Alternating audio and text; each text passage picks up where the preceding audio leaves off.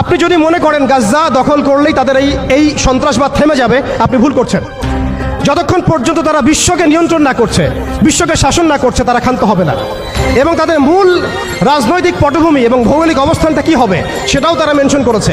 তারা চায় পুরো হোলি ল্যান্ডটা দখল করতে। এখন আপনি প্রশ্ন করতে পারেন যে ভাই হোলি ল্যান্ডটা কি? উত্তর হচ্ছে, হোলি ল্যান্ড হচ্ছে সেই জায়গা ইরাকের ইউফ্রেটিস নদী থেকে শুরু করে মিশরের নীল নদ পর্যন্ত। আই রিপিট, ইরাকের ইউফ্রেটিস নদী থেকে শুরু করে মিশরের নীল নদ পর্যন্ত এই পুরো জায়গাটাকে বলা হয় হোলি ল্যান্ড, অর্থাৎ পবিত্র ভূমি, আরদুল মুকাদ্দাসা। কোরআনে বলা হচ্ছে আরদুল মুকাদ্দাসা, ওদের স্ক্রিপচারে বলা হচ্ছে হোলি ল্যান্ড। তাদের মিসাকে ইহুদিরা বলছে মিসায়া, এবং খ্রিস্টানরা নাসারারা বলছে অ্যান্টিক্রাইস্ট। যাকে আমরা চিহ্নিত করছি সে হচ্ছে মাসিহুদ দাজ্জাল। তারা এই হোলি ল্যান্ডটাকে স্বাধীন করতে চায়।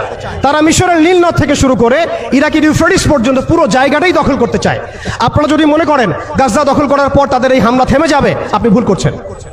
তারা ততক্ষণ পর্যন্ত ক্ষান্ত হবে না যতক্ষণ পর্যন্ত তারা হোলি ল্যান্ডটা দখল না করছে। এবং শেষ জামানায় যে বৃহত্তর মালহামা বা মহাযুদ্ধের কথা বলা হয়েছে, সেই যুদ্ধ হবে ইরাকের ইউফ্রেটিস নদীর সোনার পাহাড়কে কেন্দ্র করে। আস্তে আস্তে সময় সেদিকে এগিয়ে যাচ্ছে। তাহলে তাদের উদ্দেশ্যটা কি?